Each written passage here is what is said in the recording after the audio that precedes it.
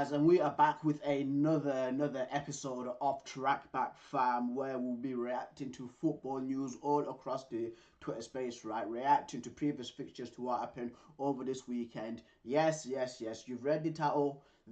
You've read the title correct. Manchester United are, in my opinion, in shambles. First and foremost, guys, I'm a Manchester United fan. I do want to talk about the Chelsea versus Tottenham game, because that was one of the most entertaining games that was played over the weekend, with the Brentford and Newcastle game, right? But first of all, like the United one, Man United continue to kill me. Continue to kill me, dude. 3-2 loss, right, to Nottingham Forest. And guys, I'm going to spend at least 30 minutes today speaking about Manchester United. This is why I want to get this over and done with, right? So let's just go right into it. So for me, I say this all the time, like with these Man United players, right, the mentality of them is absolutely shocking.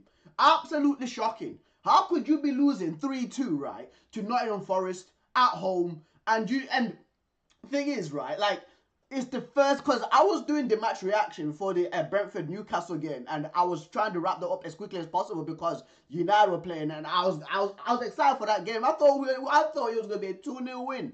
I thought it was gonna be a genuine 2-0 win, a 2-0 win, right? But nope. First literal 6 minutes, I think it's Nikola Milenkovic, the Nottingham Forest centre back, that scored from a corner. What is going on? How do we look like deer in headlights on corners? It is absolutely disgusting. It's disgusting, bro. And I always have back and forth, right, with other Man United fans over these players. Like, for me, okay, Onana. We'll speak about Onana first, right? Onana, for me, this season has been good. But last season, after the Galatasaray game, I've always wanted him gone. I wanted him gone, right, in the summer. And, of course, this season, he's been playing well. And I'm thinking to myself, maybe he deserves a second chance. Gave him that second chance. This is what it does.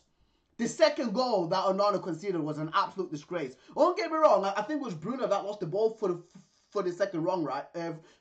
For the second goal, which is, again, inexcusable. But Onana, bro, how is he letting that ball go in? How is he letting that go in, man? For me, guys, like, I'm done with Onana. I'm done with it. Onana needs to leave United. I'm sick and tired of these players, bro. I'm absolutely sick and tired of these players. Weak mentality, bro. Fragility. No physicality, bro. No physicality, dude. Some of them, their ego, right? They think that the Cristiano Ronaldo want to fucking play like Delafeo, bro, who's plays in Serie B right now. They're absolutely shit. They're absolutely shit. And the thing is too, right, like, Man United fans need to wake up. They need to wake up and see how the majority of these men are not good enough for the team. Manager in, manager out, they're always going to get the manager sacked, because their ability is not there, right? And I am going to look at a video, guys, that of course Flex has done for his match review, for his match reaction to that Nottingham Forest game, because what he says, right, is it hits the nail on the head about the majority of these players. There needs to be a major fire sale. I'm fucking done with these, man. They need to be. I don't care who. Bruno, Captain Bruno, shit. He needs to go. Garnacho's not good enough. Sorry. Osasuna standard player. I defended this guy when he scored a screamer, right, versus Leicester. I was saying, you know what, maybe the fans aren't too, no, the fans are not too hard on you, bro. You're absolutely terrible. You're not good enough to be a Man United player, bro. I don't care. What, do you know what Rant said as well, right, about the whole age thing? Like, if you play for Man United, you should hold smoke. I agree. You should be holding smoke, bro. You should be, fam. Right, let me get this run out of the way before I go on to Flex's match reaction, right? Because we have to be real about these Man United players right now. We have to be fucking real with these man them, bro. We do.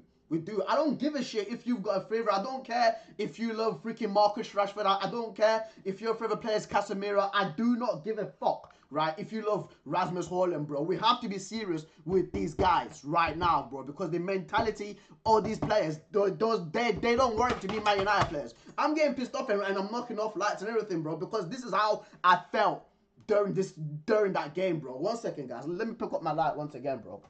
Because I'm fuming. I'm absolutely fuming with these fraud clowns, bro.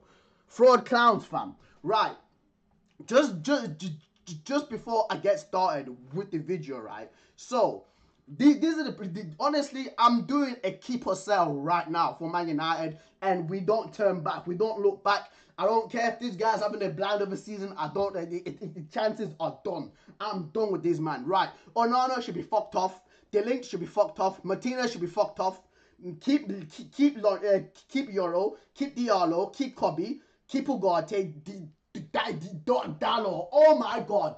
Oh my god. Useless shots. Since he scored that goal, right, versus Sheffield United last season, he thinks he's Toni Kroos. He thinks he's Cristiano Ronaldo. He thinks it's Zlatan Ibrahimovic taking some absolutely shit shots. Get him gone too. Shit player. Bruno Fernandes, he's awful. Awful. People say, oh, but he scored. He scored for Man United. He's not good enough. I'm sorry, guys. He's not good enough to play for Man United. He's not a Man United standard captain as well. Get him gone. Garnacho, shit. Hoyland, shit. Who else, bro? I'm cooking this man today, bro, because I'm fuming. I'm fuming, bro. And there should be Man United fans who should be sitting side to side with us, bro. Because these guys are embarrassing us week in, week out. I will get to Ineos as well. I will get to Ineos too, right? Mazraoui should stay. Harry Maguire, get rid. Mason Mount, don't know why we're giving number 7. Get fucking rid. Marcus Rashford, first name, right? On the fire cell, fam. First name, number 1, bro. Marcus Rashford, get rid of him, dude. Absolutely lazy player. What's happened to him, dude? He thinks he's like Eusebio or something like that, don't he? Comes on and he's dropping around as the usual. Get rid of him, bro. Number 10. In Man United, number 10 playing like that. Fuck off, man. Xerxes been defending this guy, saying he's been playing out of position, but I could defend, bro, like this. Honestly, I can defend a player for so long, right, that I start getting fed up with him. Get rid, bro. Bayindia never plays. He never plays. Bayindia has played like 1 or 2 games for Manchester United. What the hell, bro? Honestly, like, the amount of times that Onana's messed up for us, right? Bayindia should be getting a chance. Tyrone Malacia was missing for like 500 days. Don't get me wrong, it's not his fault. It's his body that's let him down. But he's got major question marks on him, bro. He's got major question marks on him. Chris Eriksen, get rid. Casemiro, get rid. Luke Shaw, get rid, bro. Johnny Evans, get rid. Majority of these players should be sold. There should be 5 players. Honestly, there should be 5 players, right? That Man United needs to keep. That is it, bro. That is it, fam. I'm absolutely fed up with these absolute SHIT bags. That's what I call them. Because they give you performances like that against Nottingham Forest, bro. How are Matt Sells, Ole Aina, Milinkovic, Murillo, he's actually kind of pretty decent to be fair. I actually like him. Nico Williams, Elliot Anderson, Ryan Yates, Morgan Gibbs-White, Silver, a literal Jack Grealish knockoff, Callum Hudson-Odoi and Chris Wood coming down and scoring 3 past us, fam. Absolute bozos, bro. Absolute clowns, absolute bozos. Absolute idiots, bro. But guys, right, let's just go into Flex's match reaction, because for me, like, oh my god, as you guys can tell right now, I'm absolutely seething with these man. For 2 days, I've been like this. I've been waiting for this, bro, because they deserve to get cooked. They absolutely disgrace that badge. They do. They do. Like the lack of mentality that these players have, bro, is disgusting. Absolutely disgusting. But let's didn't catch the match because of your location? Proton VPN brings the stadium to you wherever you are. You can access live football, browse securely, and stream buffer-free anywhere in the world. Just click the link below or scan the code for an exclusive offer on Proton VPN today.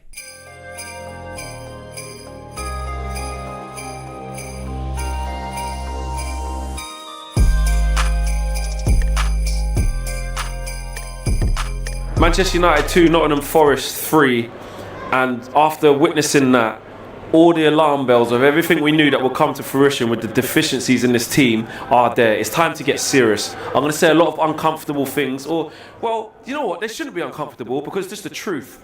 But it's time to really dissect what this squad is. versus what it isn't, versus the job that Ruben Amorim has to do. Firstly, this squad is completely devoid of any physicality. Yeah. I agree with Flex. There's literally right. No, like for me, when I look at the Arsenal team and you look at Timber, you look at Rice, you look at Gabriel, you look at Saliba, you look at Calafiori, bro. Like those guys are physical like players in centre back, right? Sorry, not in centre back, in defense. And then when you go to Arsenal in midfield, right? When you look at Partey and Declan Rice and Mikel Merino, like runners, like physical players, physical midfielders, runners, right? Up front, Kai Havertz, Saka doesn't seem like the most physical players, but the guy is a physical specimen. Saka's a strong lad.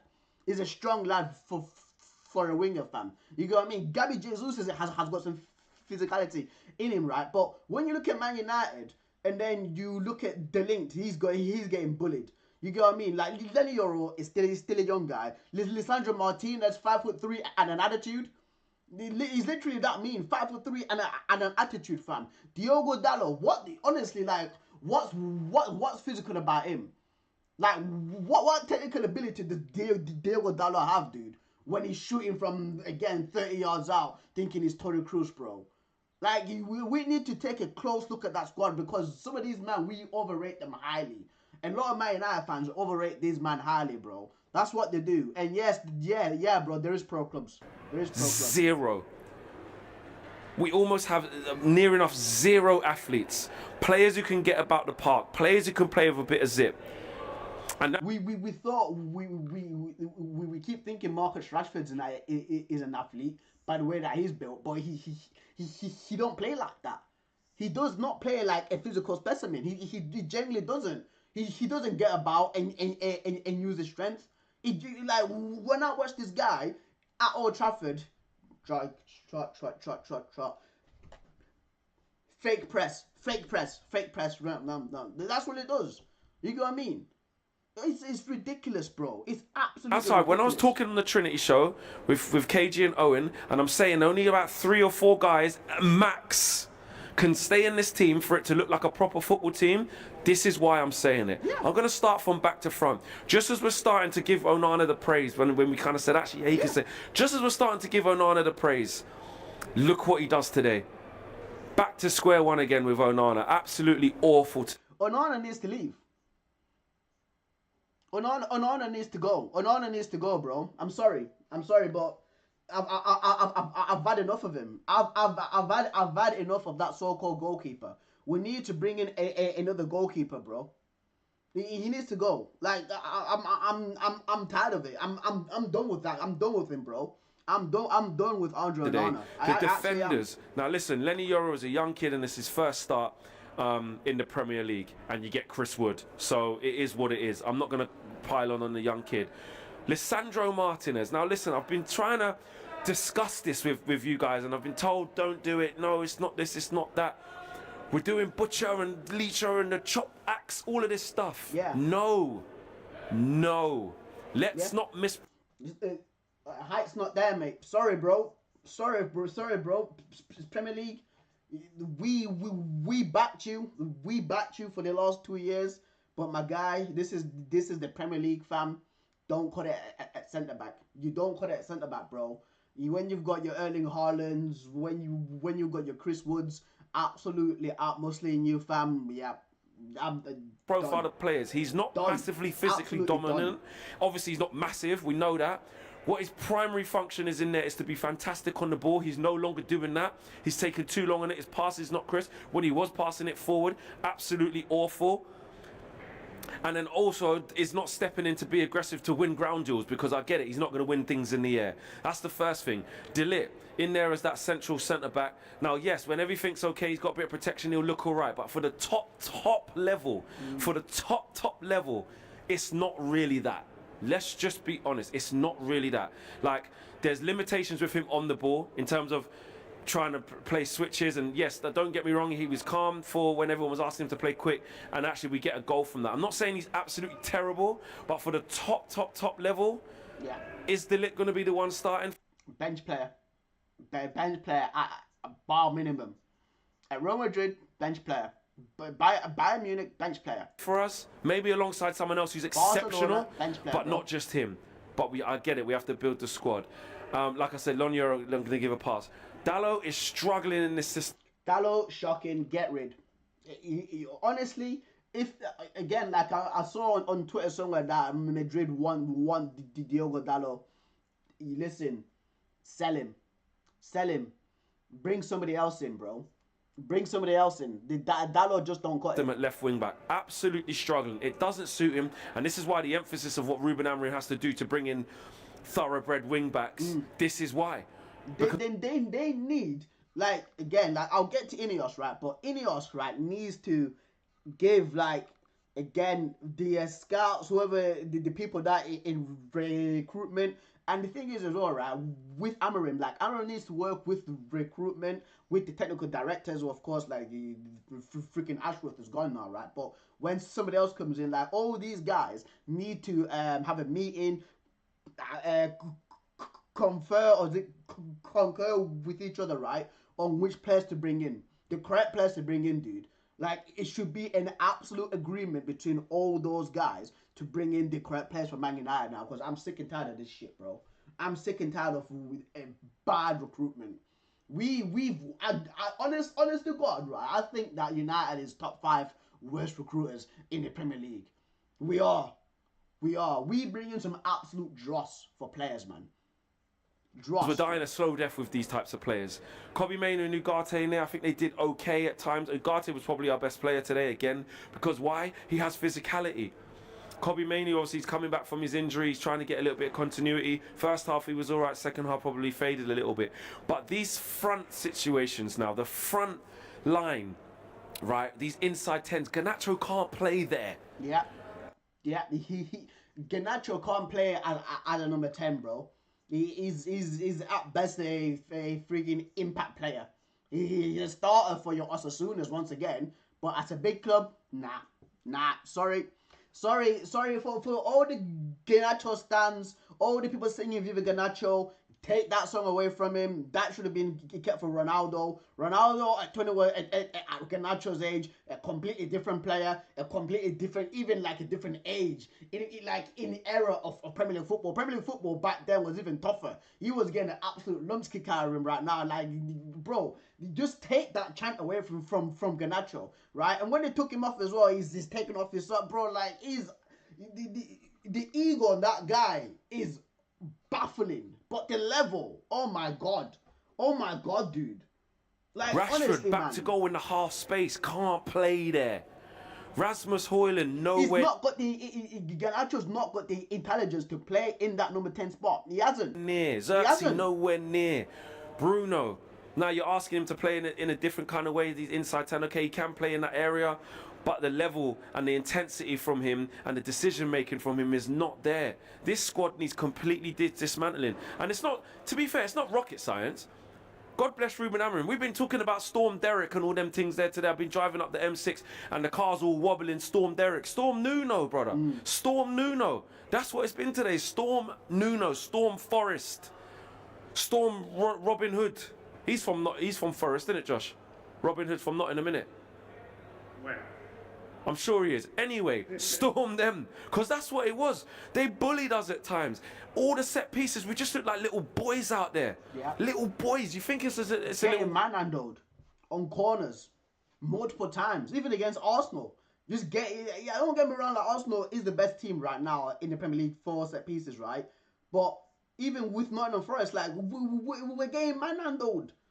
How would they know? Honestly, sometimes, right, guys, like, sometimes, I always remember when I was at the Galatasaray game last season, at home, and they considered a similar goal, right, to what they've been conceding all throughout the season, cutbacks. And I turn around to my cousin Junior, right, and I'm like, do these man ever go back home and just watch tape for like an hour to actually help him out in games? I genuinely don't think that these players, once they finish training, they'll go out and start playing Call of Duty and all these kind of things. They don't work enough. I know for a fact they don't, bro. I know this. I know for a fact they don't. Maybe two or three players, but the others, they don't do that. I'm pretty sure they don't, fam, because the amount of mistakes that these players make, like if you watch tape, if you watch footage of what opposition players do, right, game in, game out, especially on set pieces, you can fucking deal with it. I'm sure of it, man. They don't watch tape, bro. If you look at like Gundogan, he's posted multiple times him watching tape, and that's why he's such a brilliant player, even at his age, right now, dude. I guarantee you guys, these players don't do this. They don't. Like, honest, I know they don't, because there will be better results. Like, if they work hard, right, outside of training, I'm guarantee you there'll be better results. If they just even like just message each other and be like, yo, we actually need to actually work on this, because it's an absolute shambles to how we're getting absolutely manhandled in our own box, right, for freaking corners. We need to be doing something about this. I guarantee that they don't fucking do this. Guys, I know for a fact that they don't do this in training. I guarantee. One off against Arsenal, conceding a couple on the back. No, 90 seconds. We got little broed. Huh? Sherwood Forest. Not Nottingham. Whatever, man. Sherwood Forest is. I'm pretty sure Robin Hood's from there. Another Forest, bro. I don't care. Yeah, it is in Nottingham. Whatever, you know what I mean? Another Forest. So, at the end of the day, it's one of those where we're in trouble because of the lack of physicality. Ruben Amorim said, if you don't run in this league, you will win nothing. Yeah. I remember this. I remember this. He said it like 2 days before the Forest game, right? And what did these players do? They ignored that advice. They showed no fucking desire whatsoever, dude. You get what I mean? They do like this little. If United fans notice this, right? Like notice this with these absolute shitbags, which I'm fucking fuming today with these players, right? If you notice with these Man United players, if we're like 2-1 down, right, and we're losing, they try this little, let's make it look like we're actually being serious. The last 10 minutes of the game. That's what they do. That's what they do. Come on, guys. Let's hurry up. Come on. Decision making. Okay, Dallo gets the ball, shoots from 30 yards out. That's what they do. They do this little fake, like comeback is on gimmick. That's what they always do, bro. It's so annoying. No physicality, no heart, no intensity. You can't do anything in this league. Yeah, no intent. Yeah, exactly. I've been saying this all the time since I've been going to Old Trafford, since the Chelsea game. No intensity. These man, they don't want it. They genuinely do not want it, bro. They don't want it. They aren't United players. They aren't. So we can't do anything physically. We can't do anything technically with the players we got. It's a mess. And I just pray Ruben Amorim, because this is the baptism of fire for Ruben Amorim. But guess what? It's not really a baptism of fire, because he told us this. He said the storm's coming. Quite literally, Storm Derek. Quite literally, the storm. Game nearly called off today and that. But he knows these players. When we won 4-0 against Everton, what did he say? I see a lot wrong. I know, I can see what's happening. We're going to get found out, guys. Yeah. So, yes, I'm not going to overreact in terms of, like, anything to do with the head coach and stuff like that. If anything, these players are getting exposed. And Ruben Amorim must make sure he doesn't make the same mistake by trying too long. And the hierarchy who needs to support this manager. Yeah, like what Ruben Amorim needs to recognize, right, is the enemy. He needs to recognize this. You can't, like, Oli did this, Rangnick did this, Ten Hag did this. Yeah, if you rely on your Bruno Fernandez's, your fucking Marcus Rashfords, your Garnachos, bro, and you punish players, right, who are playing well for you, who are i.e. Ahmad, is just what Ten Hag was doing. He was punishing Ahmad and not playing him and playing fucking Garnacho, right? They will get you the sack, mate. They will get you the sack, bro. Recognize this, Amorim, before they screw you over, because that's what they always do. These absolute shitbags. They do this all the time. I'm fuming. By weeding these players out, not wasting time trying to prolong the inevitable failure with players in this system. Yeah. Couldn't play Eric Ten Hag's system, which failed, obviously, because it didn't go well. Couldn't play Ollie's system. Couldn't play this system. Couldn't play that. Couldn't play that. Couldn't play that. It's the players. Some of these men have been around since Mourinho's been here, man. This was, what, 5 years ago? Mourinho was sacked in 2019, weren't he? Guys, Like, it's mental. So don't get me wrong, we're going to take more licks. I'm not mad about that, because that's the process that has to happen from where we are. I completely understand that. You know, I can still see the plan of what we're trying to do.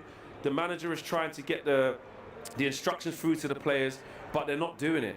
I have to say now, the individuals though, that I can't move past this Onana situation. I mean, Bruno gives the ball away firstly to Yoro, tries the outside of the boot, and Yoro runs past. I don't know what he's thinking. But flipping, what's his name? When Hudson-Odoi picks the ball up, there is no way in hell, right, that Gibbs White should score. There is no way in hell that Gibbs White should score from that position. The ball went in. The ball went in so slow. I'm thinking it must have hit off someone, but no, it just went through Onana's legs.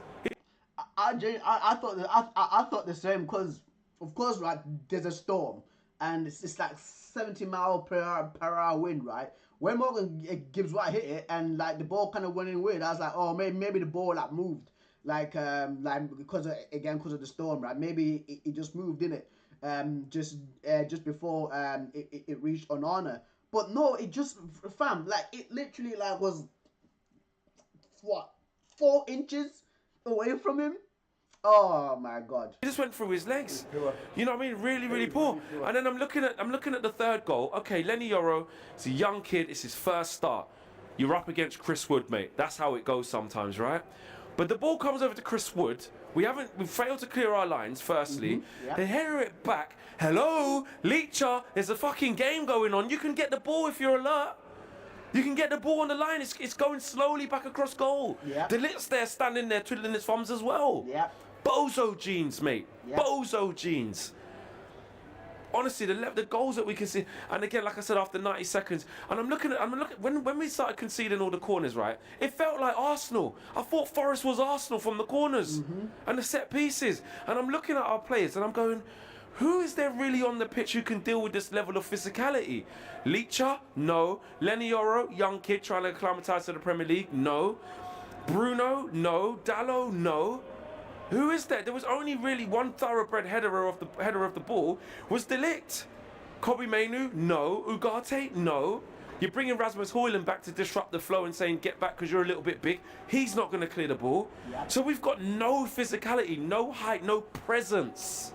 No presence. And Forest, big respect to them. Big respect to them, because not only were they more physical than us, they were more clinical than us as well. We did give them opportunities, but they took them very well. They were very, very clinical. And really, this is just the damning indictment of exactly what we know needs to happen, and it's glaringly obvious. And the only hope that I do have is that this head coach in Ruben Amorim, he can see it. He can see it crystal clear what we are. The way he's speaking in the presses, he can see all the deficiencies in this team. All the deficiencies in this team. There were parts in the first half, you know, apart from the set pieces where I was like, actually, you know what, we're doing all right here. We were all doing all right. In the interest of fairness and balance, there were some moments where we're doing all right. Moving the ball too slow because we don't know how to move the ball correctly. You know, the link between midfield and attack is still not there. There's so many disconnections between the team. I understand that. But they were trying to play his way. But what's happening is you're conceding goals from bad individual errors, and then we can't recover from that because we're not well drilled enough, and these players don't have it in them. And like I said, the top half of the pitch now, we are in serious trouble because Rashford and Garnacho can't play in there to any form of consistency, and Xerxes, it's not that. And Rasmus Højlund is going to blow hot and cold. When we play decent teams, this is what's going to happen to us a lot. I fear for the Newcastle game. I think it's 30th of December. I feel for that game, because when you've got Anthony Gordon, when you've got Harvey Barnes, when you've got Isak, Bruno Guimaraes, Tonali coming to Old Trafford and batter, bro, it's Sunday. Oh my God, man! I just remember that the Manchester derby at the freaking Etihad, and Man City right now, they're absolutely furious. They want to catch up to Chelsea. They want to catch up to Arsenal and Liverpool, who are at the top of the league, right? And they're looking at us like, oh yeah, rivals, mate. Don't worry, we've got something for you guys, bro. Like, this is crazy, bro. And for me, right, like, again, this is not on the this not on the manager. It's not on Ruben Amorim. All of this, right, is all the SHIT bad players that we have, the so-called experienced Manchester United senior players, right? This is all on them. Yes. If Amarin keeps picking some of these useless frauds, some of the blame has to go on him because he's picking them, right? If he keeps on putting Garnacho in that fucking number 10 spot, bro, like, these men will get sacked, Amarin. They will. Hopefully you do get back in January, bro. But you need to recognize that you can't be picking the majority of these players. You can't be putting Diogo Dalot friggin' left wing back all the time. He's not good enough. You know what I mean? Bruno Fernandes, sometimes in one half he plays well, in another half he gives away cheap balls, and then the other team go and scores, and then the goal that the team scored, right, is an absolute P-roller shot to our so-called goalkeeper who's been playing well this season. Bro, like, it's all a mess. So we have to buckle in. We know we have to buckle in. I'm not scared of that. I'm not scared of taking licks to get to the promised land, to get to where we need to get to. But this hierarchy needs to see the wood from the trees, and they need to come down like a ton of bricks. Yeah. Whoever, we need to sign physical players. Yeah. Of course, they need to be able to play. I'm not saying get 11 McTominays. Do you know what I'm saying? I'm not saying that. But at the same time, we have to understand that lot there, they're not going to be able to do it. There's going to be games that we win. There's going to be games that are all right, create a few chances, look all right.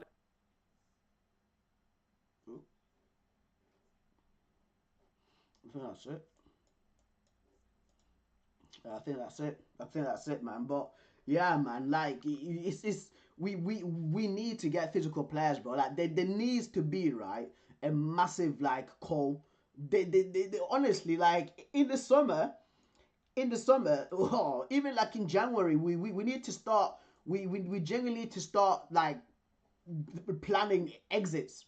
I forgot what, there's one guy, right, that's been fucking hiding as well. Lindelof too, dude. Like, he needs to be gone. He needs to be gone too. Like, we genuinely need to start figuring out which players are going to leave in January and which players are going to leave in the summer, dude. I wouldn't mind, right, if Victor Lindelof leaves this summer. I genuinely wouldn't mind, bro.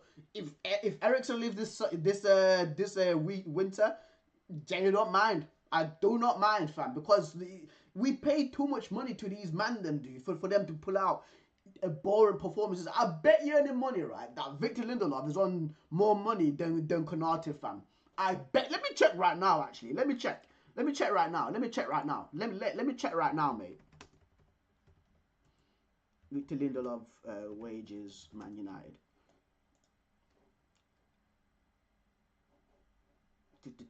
A week.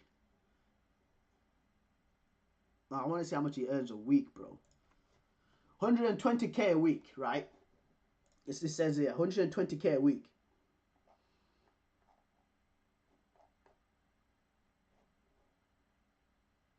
I'm pretty sure, I just seen it, I'm pretty sure, yeah, there you go, 120k a week, right?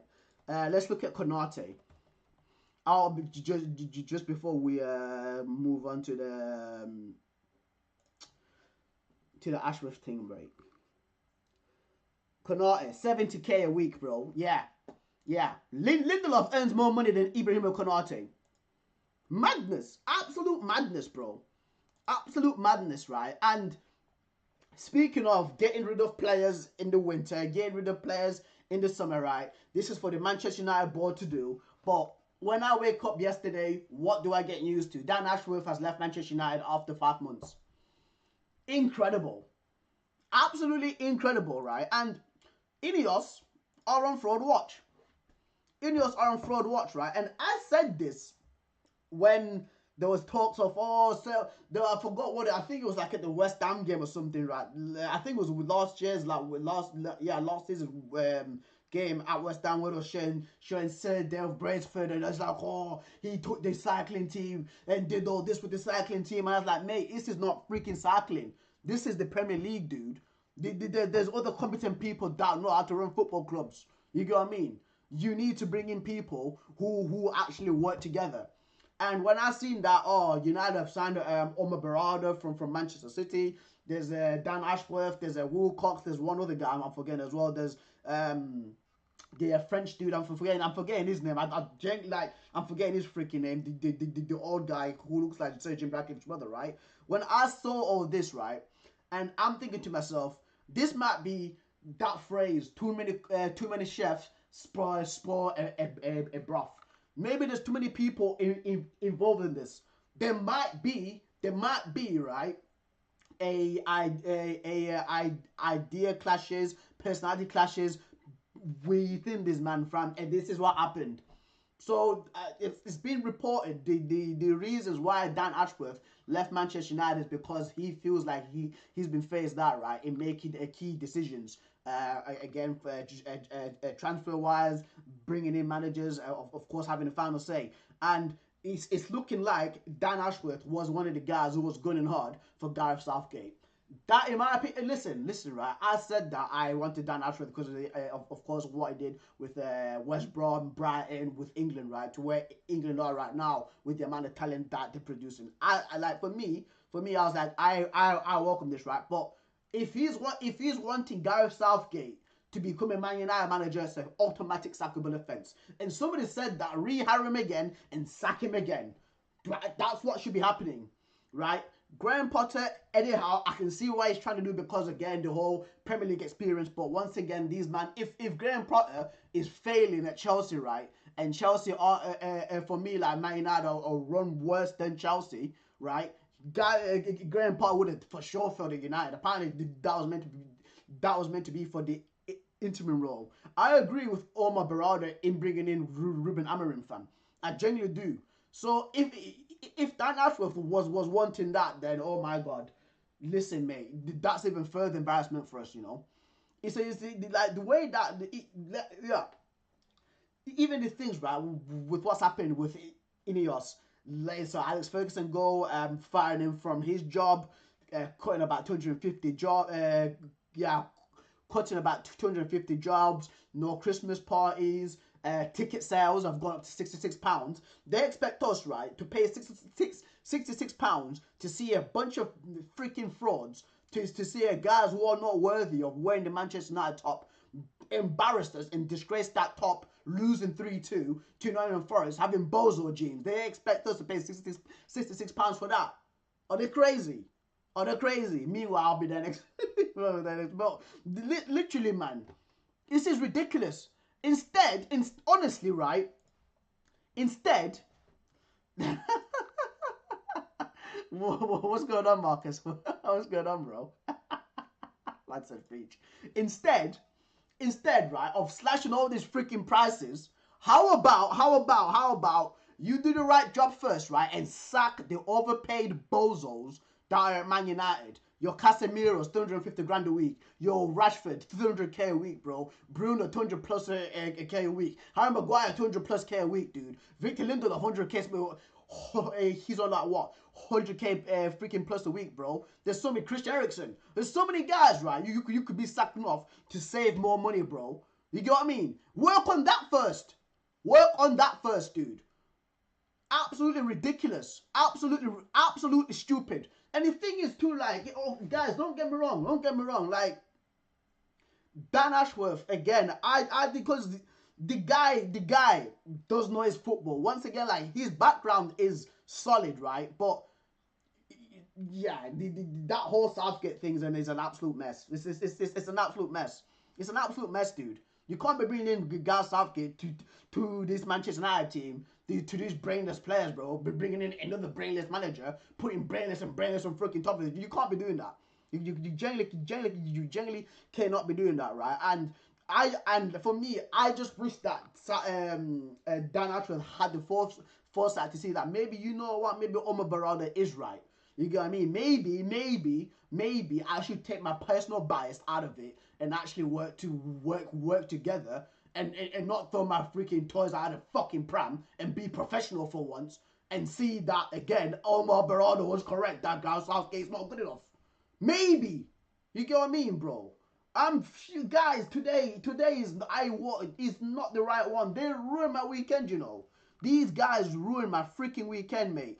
And this is it, right? From United faithfuls, again, from yesterday. Dan Ashworth wanted Man United to hire Gareth Southgate, but the club opted for Ruben Amorim instead, per Samuel Lucas. Yeah, wanting Gareth Southgate is a sackable for itself.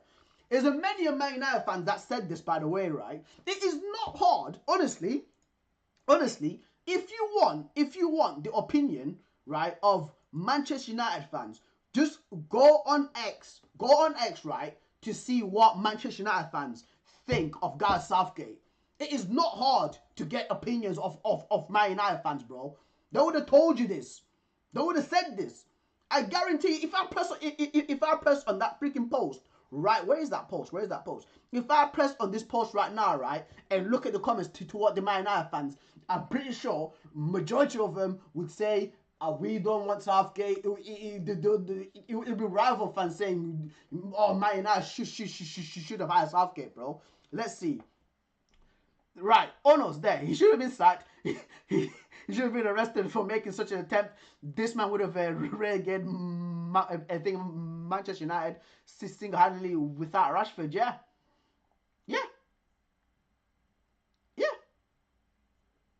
There you go. Turfel says Southgate was a worrying high betting stakes after Ten Hag sacking. Now we know why. Ruben over Southgate makes more sense. If it's true, it's a bad call. Whether bad enough to sack, only time will tell. Yeah. Now, United DNA says now all makes sense why he lost his job. Wanting Southgate should be illegal. Yeah, naturally it was fine. Yeah. If mediocrity had a mascot, if mediocrity had a mascot, it would suggest Southgate. Yeah. It's majority of it. Like, it's not hard. It's genuinely not freaking hard, right, to see the opinions of Manchester United fans. It isn't, dude. We were all against Southgate, bro. There was only about 2 of them, and they lived in freaking Liverpool, and they were my United fans, bro. That wanted freaking Southgate, mate. Crazy. Absolutely crazy. Absolutely crazy, mate. Yeah, there you go. Yeah, appoints Dan Ashworth and sack him again. Yeah. Mental. Absolutely mental, mate.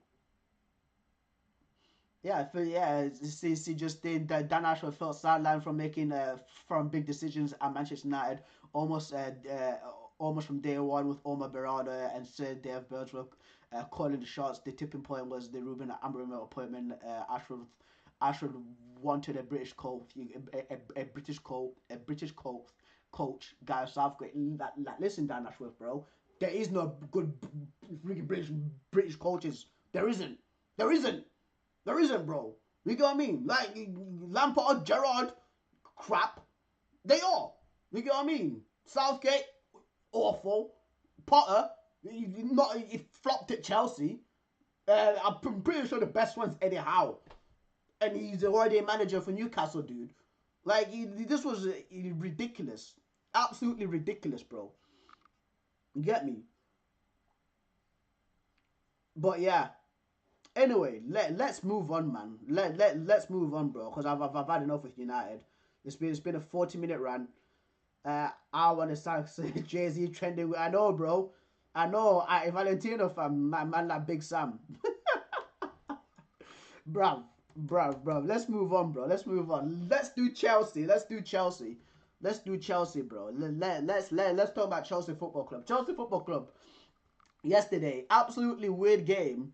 In my opinion, because Chelsea were getting absolutely destroyed in the first 15 minutes versus Tottenham Hotspur. Tottenham Hotspur almost went 3-0 up actually, but I think at 2-0 as well. I think it was like Destiny Udogie that dragged the shot wide, and that was offside. But they were just absolutely getting cooked. But of course, like Chelsea right now, in my opinion, they've been unbelievable. Like going forward, Chelsea have been an absolute threat. I'm pretty sure they scored 5 past Southampton in the midweek fixture at St Mary's, right? And now they've got a freaking 4 versus Tottenham Hotspur, dude. It's an absolutely unbelievable job to what Enzo Maresca is doing right now with Chelsea. Let's get a start. It's a Chelsea thing, yeah, comebacks. Right, let's get a quote from Chelsea, or the Premier League,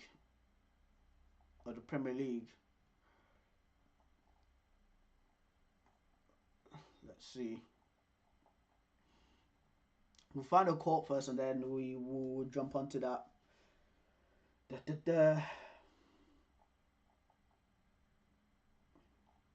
Nope. There's no quote. There's no quote. There's no quote. There is no quote. No. Where's the quote?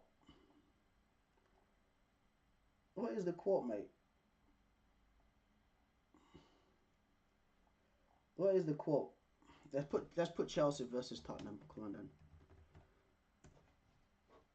Let's put Chelsea versus Tottenham. Sancho, yeah, Jadon Sancho scoring as well, mate. Jadon Sancho scoring as well, right? Let's see. Okay, so ESPN UK said Chelsea are second in the Premier League after their 4-3 win versus Tottenham. Are they title contenders at the moment? At the moment, yes, they are. Second place? But I wouldn't put Chelsea as title. Hey, listen. Chelsea fans, don't. There's a reason to my madness. There's a method to my madness. Right? I don't want to say Chelsea are title contenders because I don't want to put too much pressure on the players. I'm a United supporter, by the way. I don't want Liverpool winning the league. Listen to this, right? The reason why I'm not calling Chelsea title contenders yet is because I don't want to put pressure too much on the players yet, because I wanted to get to like the nitty-gritty part of the season, like, you know, when it's like March, April time, where it actually is the title races on, right? That's when I can call Chelsea title contenders, because I did this earlier last season with your Tottenhams, bro. I did this earlier and I cursed Tottenham, bro. I don't want to curse Chelsea. I actually want Chelsea to actually win the league over Liverpool. I don't want to call them title contenders yet. Again, it's putting too much pressure on these players. They're absolutely cooking right now, dude. Bro, like Sancho actually played well for Chelsea yesterday. I'm gonna lie. He actually cooked for them, even scoring the first goal for Chelsea yesterday. It was a button of curler, because I just came back, right, and there was, because I'd gone to the toilet, I came back and Chelsea was celebrating a goal, and I thought Jadon Sancho had hit like a screamer from outside the box, but no, it was like a little guided, like a curled shot into the bottom left corner, right, versus Fraser Foster. And I'm thinking to myself, you know what? It's on right now. Because I was expecting the game to actually end 3-3. As soon as Chelsea got that goal, as soon as Sancho scored that goal for Chelsea, I was expecting it to be a 3-3. But I didn't expect it to be 4-3. Yes, Bissouma and I think it's Pape Matar giving penalties away, cheap penalties away, man. Like that Pape Matar one for me was absolutely ridiculous. I don't know what my man was thinking, you know. I genuinely don't. It's absolutely crazy. Like even like with Spurs, man. Like, fans are getting furious with Ange Postecoglou. I seen a clip a few days ago where those fans literally arguing with Postecoglou over the Bournemouth game, because these are back-to-back losses, because Spurs did lose, I think it was 1-0 to Bournemouth on Thursday, and then now they're losing 4-3 to Chelsea at home when they were leading 2-0, man. So yeah, but anyway, let's see the comments to what Chelsea fans are saying. So SOT says, no, we're not title contenders, we're only contending for the next 3 points. Exactly, mate. Don't bring that pressure to yourself, my guy. I'm actually rooting for Chelsea, you know. I actually want Chelsea to win the league, because if United are not winning the league, I don't want Arsenal to win the league, I don't want Man City to win the league, I don't want Liverpool to win the league, bro. Come on, Chelsea. Shameless, fam. I'm shameless, bro. But anyway, Emmanuel says, no, we are not. We are still rebuilding. Chelsea are coming. We are not there yet. Chelsea are not in the title race. We have 50 players, 8 goalkeepers, championship managers, and our owners don't know what they're doing. Yep, true. Right, they won't be in the top 4 come April. This is from the Arsenal fan. Yeah, bro, they're above you, man. They're above you, man, mate. Right, DDP says even injuries won't affect this Chelsea team because they have quality backups for every position. But Liverpool will win. Chelsea will finish third in the table. Man City will finish second. You know what, right? Like what is said there is actually pretty true, because if you've got Christian Nkunku, right, coming off of the bench for Nicholas Jackson, if you have Joao Felix coming off of the bench, right, for your Pedro Netos, for your Jadon Sanchos, bro, it's ridiculous. It's crazy. Quality players, those are, mate. Technical quality players, dude. You get me? The midfield might need a little bit of work, because once like Casida should have been sent off yesterday, right? But if a player like him goes missing because he's actually been playing well, who's going to come on for him? Because the midfield trio of Lavia, Enzo, and Casida yesterday, they all actually played well. Even Enzo scored. I'm pretty sure Enzo scored was it the second goal? Or the third goal. I think it was the third goal that I scored, right? And yeah, so if those guys go missing, there's not any credible replacements for them. Yeah, they might be saying it might be Dewsbury Hall, who's hardly featured for Chelsea this season. Maybe like in the Europa League games, right? But in the Premier League, Dewsbury Hall is hardly played for them. You get what I mean? So for me, like up front, like Chelsea are absolutely stacked for 100%. Maybe even like in defense. With they've got Malo Gusto there, especially the centre backs, Levi Colwill, Fofana, Benoit Badiashile, Disasi. I'm forgetting somebody else. I think it's Tosin Adarabioyo, but they've got a lot of centre backs, right? But with the goalkeeper, they do need to get a new goalkeeper. I don't think Sanchez is not good enough. He's blown his opportunity to become the #1 goalkeeper for Chelsea. He's got something what the Americans call the yips. You know what I mean? Like, you know when a player does well for like a small team and then they move to a big team and then they struggle and they're not the same player? That's what Sanchez has is done, bro. He's absolutely wasted his chance to be a #1 goalkeeper for Chelsea for the upcoming years. Right. Cheslow says, no, we're not winning 1.2 billion bottle jobs. They're not letting Guy Never off with that quote, you know. Right. Kivuya247 says, no, we are not title contenders. Our one goal is to focus on the next 3 points and to make the youngsters stronger and stronger. Yeah, man. And they've got Kendry Paez coming up as well, man. The young Ecuadorian player, William Esteval. I'm pretty sure he's a top goal scorer right now in the Brazilian Serie A. I'm pretty sure he's a top goal scorer. Man scored a free kick as well the other day, bro. He's unreal, that kid. Absolutely unreal, mate. So we'll have to see what he's going to play too, because Chelsea, bro, Chelsea is stacked up front. I just keep clocking this. Right. Ganeshan says, if Liverpool haven't won yet, we are definitely contenders up to Chelsea. Don't do this to yourself, mate. Don't bring that unnecessary pressure. Don't bring that unnecessary pressure, bro. Chooks Igbokwe says we're still not in the title race. Yep. I agree with you, man. But let's single out a player. Let's go to Cole Palmer. Man like Cole Palmer. Let's speak about Cole Palmer. This is what we do on these live streams. We do single out players. We do speak about them and give them their credit, bro. Because Cole Palmer is absolutely the guy. Yeah, the celebration just everything. The celebration, his personality, his playing style, bro, all matches together. It's all just absolutely cold. It's cold, bro. It's cold. Yo, because the first penalty, right, he sent Fraser Foster the wrong way, innit? And for the second one, I'm thinking, where's it going to go? I was thinking he's going to go to the left. He's going to the left. And man dinked Fraser Foster, dude. I was like, nah. And he's doing the calmness. And like, come on, man. You can't. It is absolutely cold. That's cold, bro. That's cold, fam. And there's people that come and you know what, right? Like sometimes that some football fans really get on my nerves, dude. Oh, Palmer doesn't do it in big games. Oh, bro, like the balls to pull that off in a game like that in the London derby, dude. It is madness. It's madness, dude. And there's one still picture, right, where it's Fraser Foster and he's turning around like that and the ball's like in mid-flight going in the net, dude. It's ridiculous, man. Absolutely ridiculous, dude. Like, Cole Palmer is the truth. That is the truth, bro. Like, I don't... Because they, again, like it's other. Let me go full screen for this because I have to say this, right. It's other rival football fans, like it's Arsenal fans, it's Tottenham fans, it's some United fans, some Man City fans.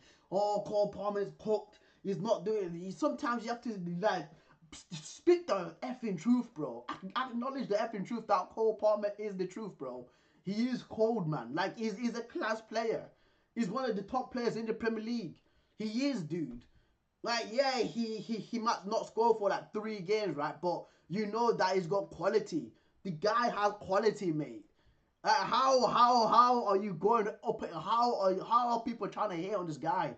I'm a United supporter, right? But I appreciate good football. I appreciate sick players. I appreciate techie ballers. Cole Palmer is that guy.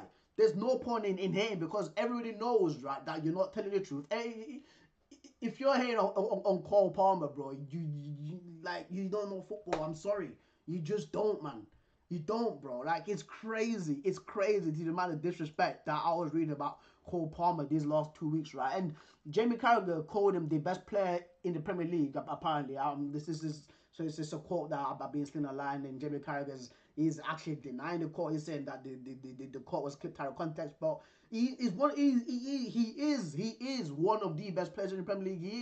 He's not the best. He's one of like the best. He's one of the like standout players. Of course, there's other brilliant players in the Premier League. Your Mo Salahs, your Erling Haalands, your Bukayo Sakas, your Martin Odegaards. You get what I mean? But Cole Palmer is up there too, man.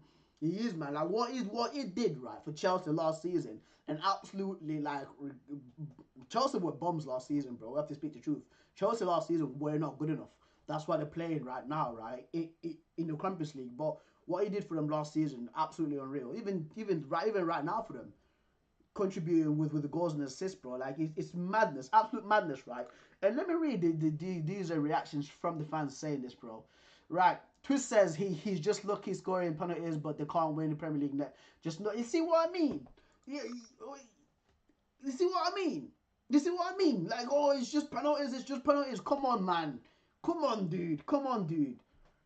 He does go, yeah, like you do know he actually does score other goals other than penalties. The goal I think was last week. I forget who was against. The top locker goal. I think it was against Aston. I think it must have been against Aston Villa. The top locker goal, bro. Like people just overlook these kind of things and just want to hate. Absolute idiots, bro. It gets my nerves when people start doing this, mate. Right. Rabbi Chelsea, you can't win the league. Tied to contenders. I agree with you. Scoring a consecutive Premier League Premier penalty. I agree with you. Scoring 12 consecutive Premier League penalties is quite lucky. Yeah, like it's hard, bro. Put this clown up to take a penalty. Corey, I want him right to take 2 penalties. High pressure situations, bro. That's what I want, fam. Come on, look at it, bro. It's ridiculous, bro. He's absolutely did Fraser Foster with the Panenka. Absolutely did him, mate. Right. Let's see, mate. Fabrizio Romano's a quote from Cole Palmer says Chelsea fans have had a tough couple of years, a few years before I got there, and last season was tougher. Yeah, last season was tough for them. To see them happy, smiling, singing is what we play for. Yeah, mate. Brilliant. Absolutely brilliant. So let's see, bro. Celebrate player of the month with Tottenham logo in 3-point lane. 3-point lane is insane. Yep. Best penalty takers in Premier League history. Cole Palmer, 100%. Bro, this guy's got a 100% conversion rate on penalties. It's mad. It's absolutely mad. Right, Sidoff says Cole Palmer's recognition of Chelsea fans' resilience underscores his understanding of the club's emotional bond, showcasing his dedication to uplifting spirits through on-pitch performances after challenging season. Chelsea's resurgence brings renewed hope. Palmer's acknowledgement reflects the team's focus on rebuilding trust and delivering the joy fans long awaited. Yeah. You really gonna use AI for this? Master Jay, you really use AI for this? Mate. Oh, it's crazy. Nah, maybe the guy doesn't speak English. Maybe his first language is not English. That's why he's using AI. Who knows? Right. Cole Palmer on his Penenke penalty. When I stepped back and looked at the clock, I thought it was a bit frantic. The game's all over the place, and I thought the keeper was ready to dive, so I just chipped it. I'm just trying to score, and thankfully it went in. Yeah, dude. And that's the thing, like, and this is why, like, it's called Palmer. Freezing McPherson is what some wrestlers call him, right? But this is what, like, Cole Palmer is, dude. He's seen a madness going on all around him. There's intensity. He's seeing the time. The goalkeeper's doing that. And he's just like, my sub-zero level, fam. Like, minus 30 degrees, dude. Just clink, chip. Oh, dude. It's mental. It's mental. Absolutely mental. Absolutely crazy. Right, Cole Palmer breaks Chelsea's record for most Premier League goals involvements in a calendar year with 37. Incredible, yeah, absolutely incredible. What a brilliant player. That's Hasselbank, Hazard, Drogba, and Frank Lampard. They're all doing the Cole Palmer celebration. Yeah, it's been brilliant. Cole Palmer always involved. He's already had 50 goal involvements for Chelsea in the Premier League, mate. That is mental. 33 goals and 17 assists, bro. But let's see what people say. I know what people say. Oh, it's penalties. It's penalties. It's penalties. It's penalties. It's penalties. It's penalties. Look, gravity gun. How many penalties? Penalties. Penalties. Penalties. Penalties. Penalties. Right. The hypocrisy from the media is blinding. Even before the game ended last night, the media hasn't stopped posting about how out of this world Palmer is, even for a second. Yet Salah's breaking creating records every time he steps on the field, but doesn't get the half a media positive coverage. Average player that will disappear in a short while. Like, I get shut up, man. Freaking idiot. Like, he's an idiot. He's an idiot, bro. Like, they literally, when Salah he was like what, 200 odd goals, 200 odd assists, right? They literally like posted that on the Premier League page, like how they did for Cole Palmer, but he wants to overlook that. Like, Mo Salah is a good player. Everybody knows that Mo Salah is a bad man, right? But this right here, dude, is absolutely stupid, bro. Well, I want to see what people are saying, bro, because this guy needs to get cooked. He needs to get cooked, bro. He needs to get cooked, fam. For young Palmer to go toe to toe with Salah, then Palmer's great. Do you know when Salah started playing in the field? Come on, yeah. Like, Cole Palmer's still a young guy. How old is Cole Palmer actually? No, not his age. He's 130 grand a week though. Still, like, man, that's a lot of money. Right, he's 22. He's 22 years old, bro. You get me? It's mad. It's mad. Only 3 players in Premier League history have reached 50 goal involvements for their club at a quicker pace than Cole Palmer. Of course, that's Mo Salah, Andy Cole, and Erling Haaland, bro. Andy Cole is still up there, dude. It's crazy how good this guy was, man, and people still don't give him the credit, bro. It's mad, absolutely mad. Man said Cole Palmer's girlfriend tonight. Yeah, mate. He's absolutely class, bro. It's crazy. Yeah. Shout out to man like Cole Palmer. Shout out to man like Cole Palmer, mate. Cole Palmer, bro. Absolutely exceptional player. Right. This is one from Goldbridge. Palmer is exceptional talent. Bowden, or even say he was Chelsea man of the match yesterday. Not sure why he's been called the best player in the league. Salah, Van Dijk, Saka playing golf again. Yeah. Don't get me wrong. I wouldn't say he's the best player in the Premier League, but he is one of the best. He is one of the best players right now in the Premier League. It's not the best, just one of the best. Right. Let's move on, guys. Let's move on. Who should we do next? What game should we do next? Brentford. Let's talk about Brentford because I did a match reaction for them, right? For that game versus Newcastle. So Brentford beat Newcastle? Was it 4-2? Was it 4-2 or 4-1? I think it was 4-2 from what I'm remembering. Absolutely ridiculous game, dude. Like, with Brentford, right? I was 4-2. I was writing Brentford's obituary at the start. Like, literally, like I was writing them off big time. Yeah. I thought with Ivan Toney leaving, that Brentford will be fighting relegation. That's what I genuinely thought, right? But listen, Johan Wissa and Brian Mbuemo right now, another dynamic duo, dude. Like the way that these guys played it against Newcastle on the weekend was just A1, man. And these are the sorts of players like that are taking the opportunity to become the main men, right, in that Brentford team to become the guys that actually get SHIT to they are becoming the guys, right, that get SHIT done, bro. They get results, bro. They are the results guys for Brentford, dude. You get what I mean? It's crazy. It's crazy. I said this about Mbeumo that if Tottenham were looking again, Brentford fans, don't kill me for this, right? But I don't get why Tottenham went and signed Brennan Johnson when they could have got Brandon Mbeumo, who's a better player than him. It just baffles my mind. Like the recruitment is not making sense, bro. The recruitment is not recruitment is not recruiting, right? Because if you guys remember, right, back in the day as well, I think it was like 2019, 2020, right, when there was Ben Rama, Mbeumo, and Ollie Watkins playing together, and they were called BMW. Only a few people remember that for Brentford because they actually had a BMW, right? But now there's B and W. Boy, no, there's M and W. Sorry, there's M and W, bro. And Buemo and Worcester, fam.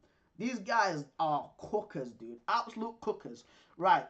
So Brentford have posted completing their set 100. We've now beaten every side we've faced so far in the Premier League, dude. Yeah, everybody. Beat Arsenal 2-0, Wolves 2-0, West Ham 2-0, Everton 1-0, Watford 2-1, Aston Villa 2-1, Norwich 3-1, Burnley 2-0, Chelsea 4-1, Southampton 3-0, Man United 4-0. And I know that was August 12th, and I know exactly where I was there. And then Leeds 5-2, Brighton 2-0, Manchester City 2-1, Liverpool 3-1, Bournemouth 2-0, Fulham 3-2, Nottingham Forest 2-1, Tottenham 3-1, Luton 3-1, Sheffield United 2-0, Crystal Palace 2-1, Ipswich 4-3, Leicester 4-1, Newcastle 4-2, mate. Yeah, unreal team, unbelievable job, mate. And they're a joy to watch, bro. It's just it's a team that's entertaining to watch because I've done this multiple times, right? With Brentford, where there's where it's like a kickoff at like 3 p.m. and I've chosen to watch other games. I'm pretty sure it was the Southampton or the Bournemouth game. I think which game was it again, guys? Let me see.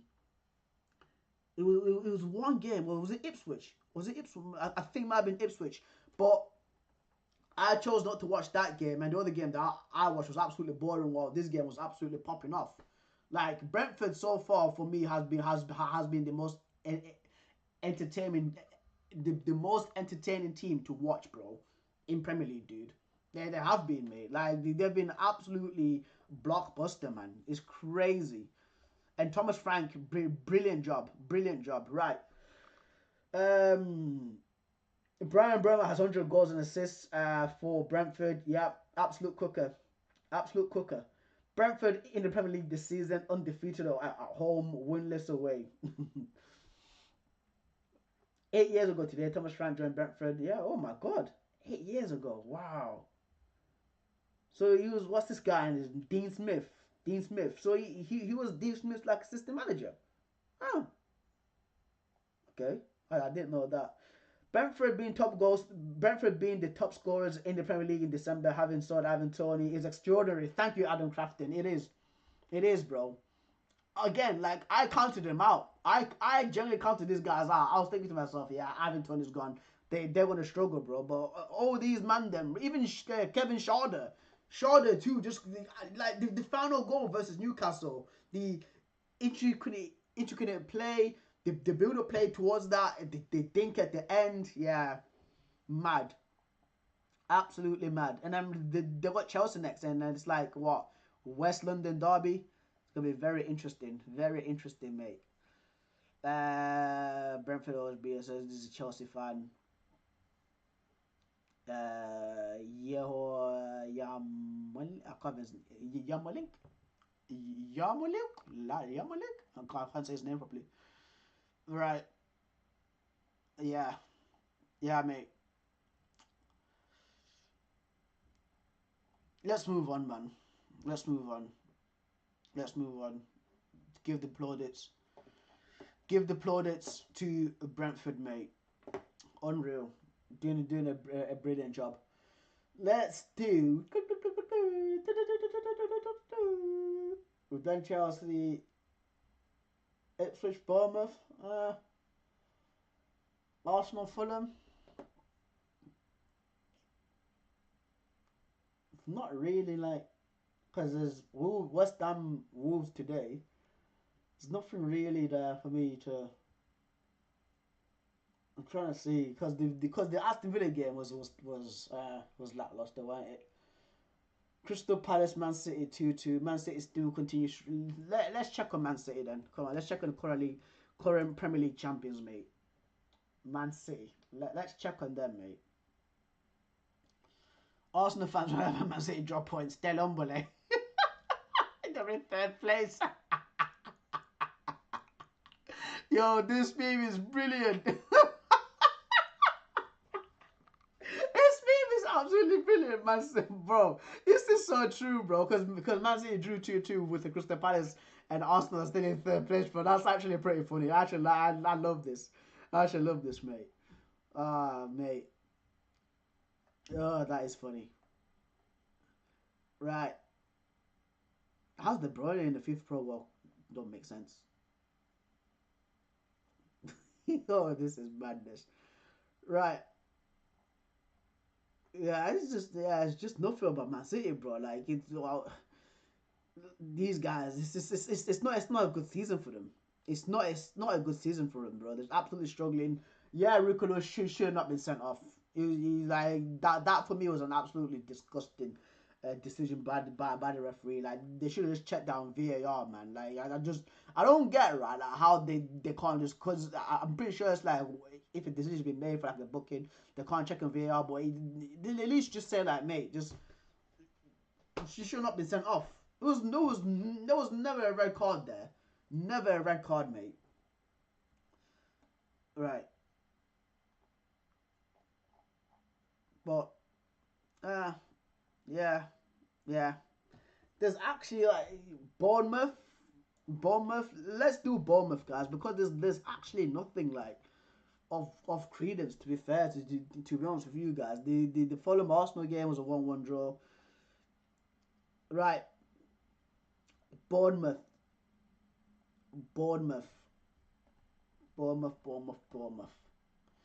We'll speak about because I call him Houston, from the young lad that came from Juventus.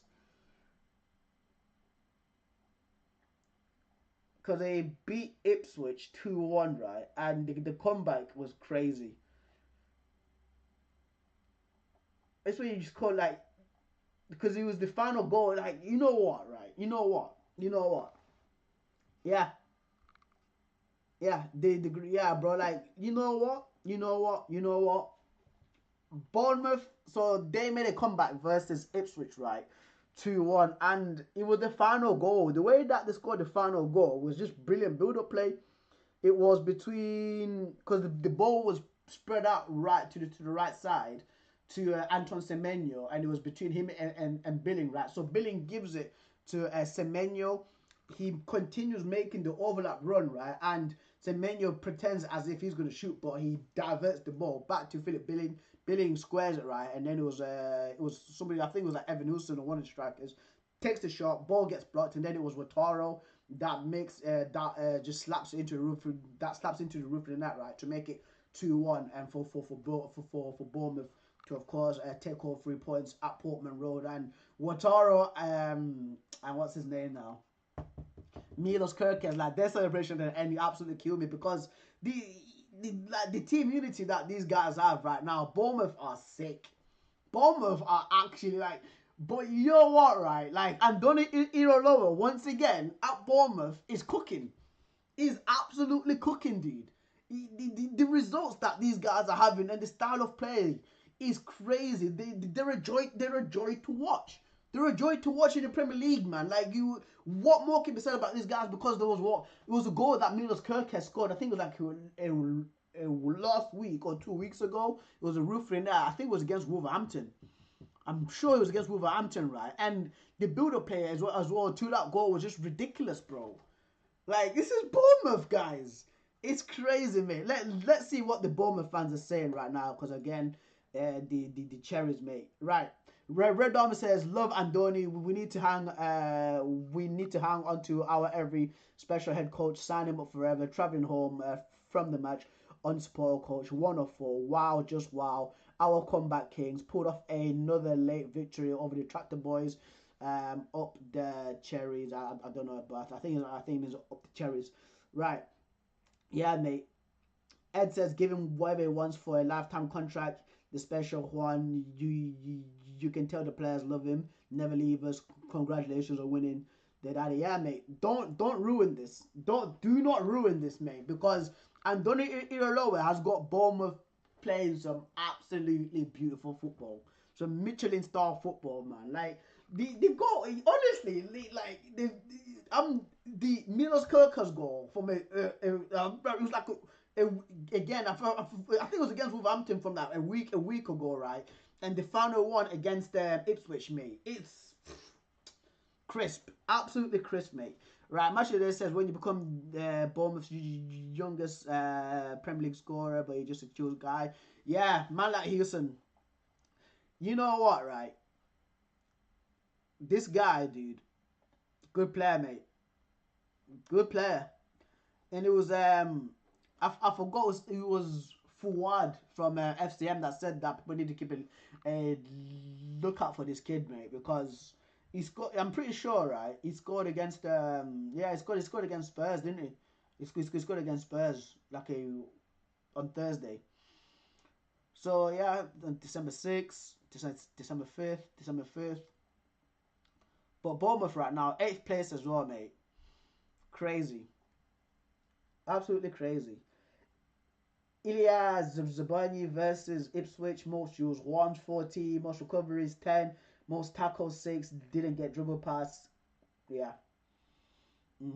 Yeah. This was it. Listen, man. If you score a last minute winner, true. They absolutely robbed Ipswich blind. You know. Like the final 12 minutes, yeah, they absolutely robbed them blind, bro. It's crazy. Madness, mate. Yeah, score. Yeah, there you go.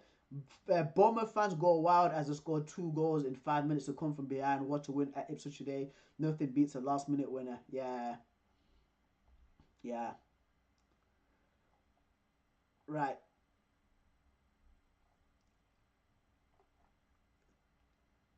Should we move on? Comeback Kings, yeah, Comeback Kings, Final post, and then we might move on, guys. Yeah. Gary Sybil said, AFC Bournemouth must be the most entertaining team to watch in the Premiership. Trust me, it's true. I never let personal bias and loyalties get in the way of facts. Yeah, mate. Never giving up though from themselves. I wouldn't have hoped to get 3 points. Haven't made it too difficult for myself for running teams. Late wins again, because they did it against Everton a few months ago. I remember this. They actually did it against Everton when they came back, and I think they beat Everton 3-2. So yeah, crazy. But should we move on? Guys? Let's move on. I'll just talk about these games quickly. Spoke about the Liverpool game was of course postponed. Villa Southampton 1-0.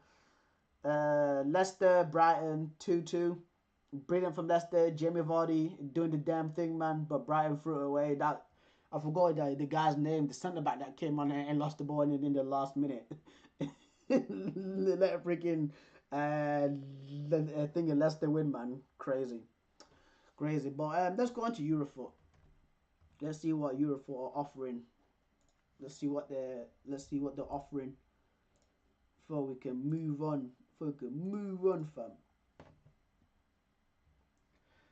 Right. Premier League referee David Koo has been sacked with immediate effect. Yeah. Of course. It's obvious. Obvious he's been sacked. It's obvious he's been sacked, bro. Like, what more, fam? What more, bro? What more? Honestly, like, what more, right? What more would you be expecting? You get what I mean? Right. Let's speak about Nani, actually. Yeah, let's talk about Nani, mate. Let's talk about Nani, bro. Let's go back to the good old times. To the good old times when Man United were a joy to watch. You get what I mean? So, Luis Nani, of course, former Manchester United winger, is calling time on his career after 19 years and 17 trophies, playing for 10 different clubs. What a career, mate. Yeah. And for me, right, guys, the way that I got introduced to Nani, yo, what's going on? Frogzilla, bro, what's going on, laddie? What's going on, bro? What's going on, fam? I just literally just saw you now. I just saw you now. What's going on, my guy? What's going on, my guy? What's going on, bro? I do see you. I do see you. I just didn't read the chat. I just didn't read the chat. Read the chat. I need to speak about my guy, Nani. I just didn't read the chat, bro. I just didn't see it because I was looking at a different page. But what's going on, laddie? But anyway, so we'll start again. 38-year-old Nani is calling time on his career after 19 years and 17 trophies, playing for 10 different clubs. What a career, mate. And what a career Nani has had, right? Of course, loved him when he was at Manchester United. Absolute legend. For me, the way that I got introduced to Nani was him scoring a freaking banger. This was like in 2007, 2008, right? And I was 12, 13 years old. And I was watching Match of the Day, innit? And to see this guy wearing number 17 for United slap his shoulder, I was like, who's this guy? Who's this guy? Starts doing backflips. This man scored a top bin shot, right? He starts doing a backflip. I think it was against like Sunderland or like Middlesbrough, like back in the day. He was in the Premier League, man. And then I was like, who is this Nani guy, dude? Like, what is he do? Like, why have you got like such an acrobatic player? Like, where does he come from? Then I started reading there, and then my dad told me that he's a brand new player, signed for Manchester United, came from Sporting Club de Portugal, right? I'm thinking to myself, okay then, you know what? I love this, mate. We've got Ronaldo, we've got Nani, we've got Portugal, we've got Portuguese wingers. We are gonna cook in the Premier League, dude. And Nani scored some bangers for Man United. He has scored some absolute bangers for Man United, dude. The one shot, right? There was one that he did. There was one goal, right, versus Liverpool that I'll always love for the rest of my life, dude. I think we beat Liverpool 4-1 that game as well. Basically, what happened is he got the ball, went to the right, and just went like to the other side of a Pepe Reina, dude. That's one of my favorite goals from Nani, dude. And I was thinking to myself, this guy, yeah, we've got a player here. And of course, when Ronaldo left, right, and for me, when Nani like took ascendances, like when Nani took his game to the next level, it was the 10-11 season where he was playing more on the right and cutting in and slapping the ball, right, with his left foot goals against. I think he was scoring a lot against Bowen Wanderers during that time too. And there's gonna be a lot of people that say, oh, but you know, he's only scored 25 goals in the Premier League. You know, he don't mean it was that good. You don't mean it was that good. You know, he's only got 25 goals in the Premier League. Nah, dude. Back in the day, wingers when the majority of wingers, right, when they didn't have a burden of performance for them to score 15 plus goals a season, right, wingers were there to actually help out and assist the striker. That's what they used to do in the mid 2000s, bro. Because right now, yeah, you've got your goal scoring wingers, your Kylian Mbappe, who plays freaking left wing, right, but he likes cutting and shooting. And a lot of wingers right now, right, they are more goal oriented. Like Nani was not that. He was not that back in the day, bro. Like Nani was again a well-rounded winger, in my opinion. Does chipping with goals, does chipping with assists. Even a goal, right, versus Arsenal in the 09-10 season when we had the black kit with the V. I think we beat Arsenal 3-1 or 3-2. Was goals from Park Ji-sung, Wayne Rooney and Nani. That first one where he so I think it was like Gal Clichy, sold him dreams, went around somebody, tried to dink the ball, and then he chipped Almunia, bro. Listen, I love Nani, mate. I would love Nani, bro. Like, he's a United legend, dude. That's what he is, bro. If I wish that he played for United right now, fam, rather than your Marcus Rashfords, your Garnachos, your Anthony's, dude. Like Nani, if that Nani played for United right now, we'd be doing so much better, bro. Like that's why a lot of people, like a lot of people, especially a lot of young fans, like weren't alive to see Nani to see Nani play. That's why there was going about, oh, he's got about 25 goals for now, dude. Nani was sick for United, bro. He was absolutely sick, bro. And for me, my favorite season for Nani was again like that 10-11 season, dude. He was insane, absolutely incredible, right? So let's see what the fans are gonna say about Nani, and hopefully it's not that one fan who came up to him with the Euro 2016 Portugal top, a replica top, and Nani took it because he thought it was his like the Portugal one that he played with, and he thought it was stolen. Right, Sanguro says, what a remarkable career for Nani. He truly made his mark. His time at clubs at Manchester United, where he won numerous titles, cemented his legacy in the sport, playing for 10 different clubs, speaks to his adaptability and relevance in the league. Yeah, mate. True. Scarface, what a legendary career Nani has had. The 38-year-old Portuguese winger is hanging up his boots after 19. Yeah, from his early age, several things that matches now is considered showing his skill players playing. He's played alongside some of the greatest players of all time, including Cristiano Ronaldo, representing Portugal in several management tournaments. Yeah, and I also remember too, right? There was a point in it. It was Ronaldo, the Ronaldo dislike. I'm pretty sure a lot of people have seen it right now, where Ronaldo like takes on about 3 Spanish players, ball rolls, and then chips Casillas. The ball's going in, and then he goes and heads it in, bro, for offside, and it was offside during that time. Ronaldo was pissed with him, bro. Nani's had some funny things in football, man. He's had some absolutely funny things in football, yeah. And that was a corkscrew celebration. Yeah, bro. Unreal. Had a better career than Rashford. I agree. Let's see what somebody says. Don't compare to disrespect to Nani. True. Oh, mate. What a player, mate. We are proper. We are growing old, man. So here we go. Jersey and boot plug says overrated player with 41 goals in 230 appearances for Man United. In few years time, people will see some of his comments and say if football has fell off. You know what, right? Like, this is what I mean. This is exactly what I mean, bro. Again, like back in the day, wingers when they didn't have a burden of performance for them to score goals, because again, like goal scoring wingers weren't a massive thing back in that time. Like that only started happening when Ronaldo started coming through, bro. Like if you look at Ryan Giggs was the same thing. David Beckham was freaking same thing, bro. Like it's crazy to how people keep saying this, dude. Like you weren't alive then. Like just don't speak about a thing that you've never experienced.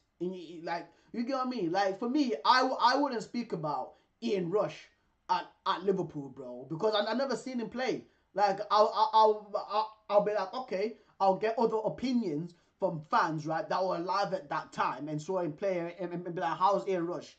And speak to multiple fans. You get what I mean? Not just, oh yeah, I saw a stat there. He's got about 40 goals in 230. Like, come on, dude. Like, sometimes people have to look more than stats. You have to look over the stats, dude. You wouldn't say that Vidic, like, friggin' scored about 10 goals for Man United in 30 odd appearances. So you wouldn't say he's a terrible player, wouldn't you? It's crazy. Absolutely crazy. Absolutely crazy, bro. Yeah, he's got another goal. It's against Chelsea as well. I'm remembering, too.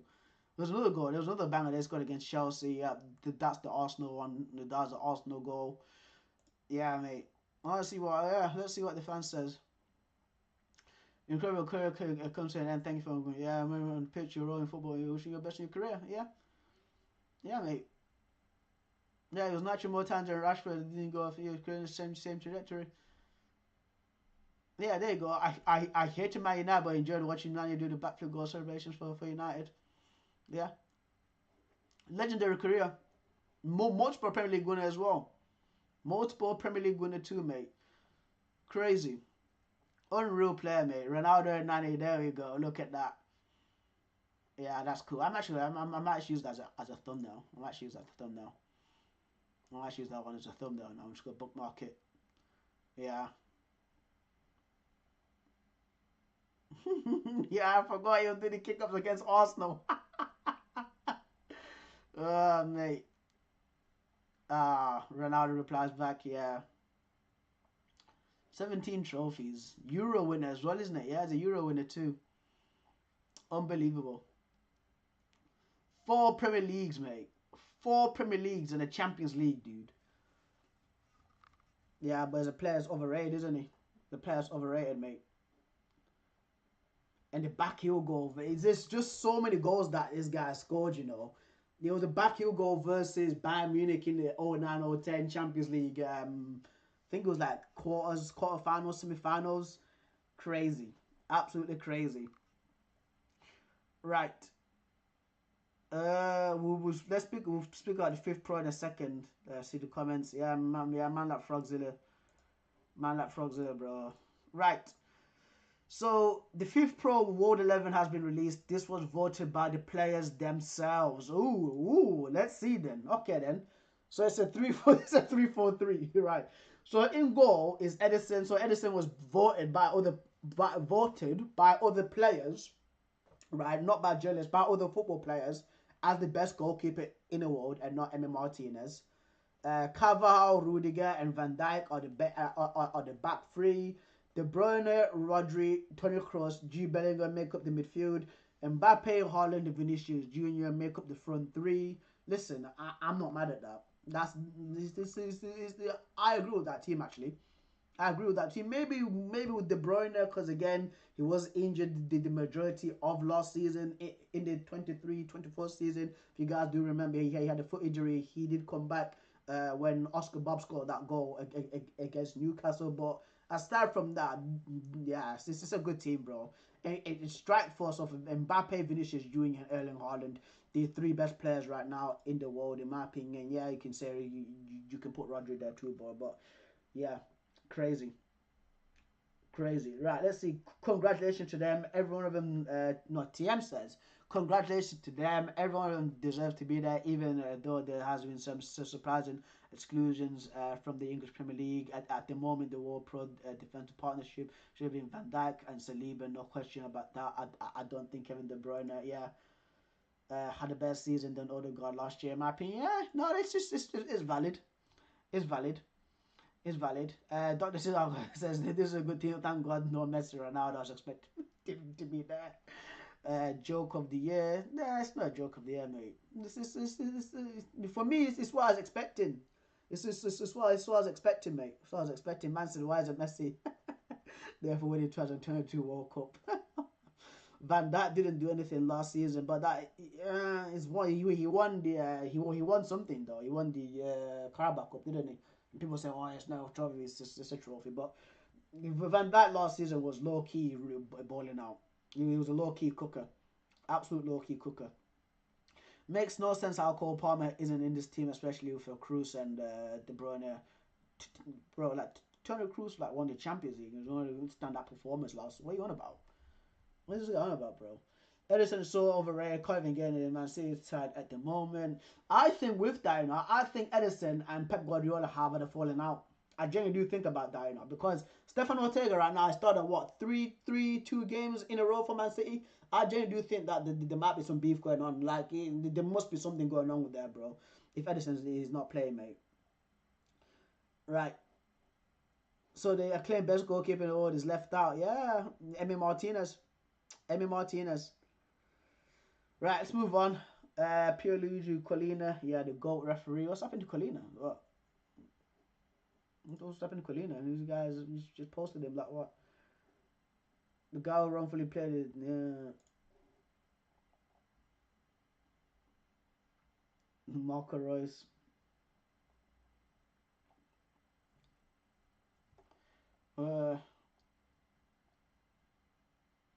Spanish side, and you've got Copa del Rey.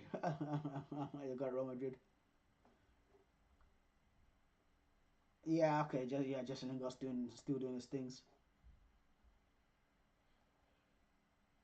There we go. This is the one. I'll finish it off with this one, guys. I'll finish it off with this one's mate. So, many people know that Franz Beckenbauer passed away in earlier this year in 2024. Bayern Munich legend. I've literally named my channel after him. Like literally, my channel name is Der Kaiser, like after Franz Beckenbauer, one of the best players ever to do it. For me, even top two defenders of all time. His number 5 jersey was retired by Bayern Munich yesterday, which is for me an absolutely fitting thing to do for an absolute legend of the game, dude. Like World Cup winner, as player and as manager, Champions League winner, dude. It's absolutely crazy. And so this is a quote that's been put out by Eurofoot. It says, Bayern Munich members have voted to retire the club's number 5 shirt in honor of Franz de Kaiser Beckenbauer. And I agree, mate. I agree. TM said, in my opinion, it doesn't make sense who becomes the best. Don't matter, mate. Don't matter. Show respect for the people that have actually paved the way for the club and the history, mate. Just rather than talking nonsense. How about that? Right. Wolverine Smash X says that's such a classic move by Bayern Munich. Franz Beckenbauer truly deserves this honor for his legendary contributions to the club, a fitting contribute to a football icon. Yeah. This is 100% deserving. And for me, I would even said like even retire. I'm pretty sure Gerd Müller wore number 13 as well for Bayern Munich, right? And Gerd Müller wore number 13. If his number would have been retired too, bro. There's many numbers. I don't know why people were complaining from. There's like about millions of numbers, bro. So I think that number 13 should have generally been retired, right? So if a player that comes better than in that position doesn't, bro, because you'll be wearing a different number. Why is it so hard for some guys to grasp that? It's because they retired that number because because Beckenbauer wore it, so they don't want anybody else to because again, it's crazy. It's crazy, right? Somebody else, let's say, what can I say? It was the German last name. Let's say Jonas Schmidt, a young German up and coming player, right? Balls out for Bayern Munich and the German national team. Even wins a Ballon d'Or as a centre back, wins a Champions League, wins a World Cup, right? He's gonna have the number 6 jersey, and they'll retire that for him, right? Like there's like more than one number than the number 5. There's other players gonna wear other numbers. You get what I mean? That they need to show respect to Beckenbauer, bro. 100%, mate. The legacy created by Beckenbauer and Gerd Müller, and no one else can no one else can make a better one at Bayern. They made the brand Bayern from almost nothing. Not even Thomas Müller made a bigger impact than them at Bayern Munich. Yeah, mate. Crazy. Yeah. It's a brilliant tribute, bro. And I'm gonna keep on going on this Beckenbauer stuff because I love Beckenbauer. Franz Beckenbauer. Right. There we go. The Kaiser.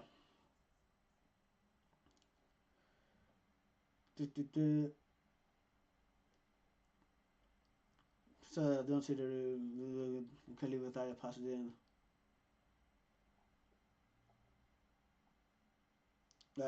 Whoever hold the place in the every Bayern fan will forget national. Yeah, our Kaiser. Yeah, man. Mia San Mia. Rashid says that's a beautiful tribute to Franz Beckenbauer, one of the greatest football players of all time. Bayern Munich's decision to retire number 5 shirt in honor of Der Kaiser, the Emperor, is a significant gesture that acknowledges his immense contribution to the club and the sport. Beckenbauer, known for his elegance on the field, leadership, and his role shaping modern football, particularly his in the libero position has left the indelible mark on Bayern Munich and football history. This act ensures that his legacy will be remembered every time fans look on numbers on the pitch. Yeah, dude. Like the guy created the sweeper position. Yeah, for many people that don't know, right? If you're on FIFA and you're moving around players, you're moving around players, right? And you move your centre back backwards, it changes the position to SW. That's the sweeper position. Beckenbauer created that position, guys. Like the guy, like he's left a massive imprint on football. Is crazy, bro. So for me, like for the guys that are throwing a tit right over the shirt retirement, I don't get you, man.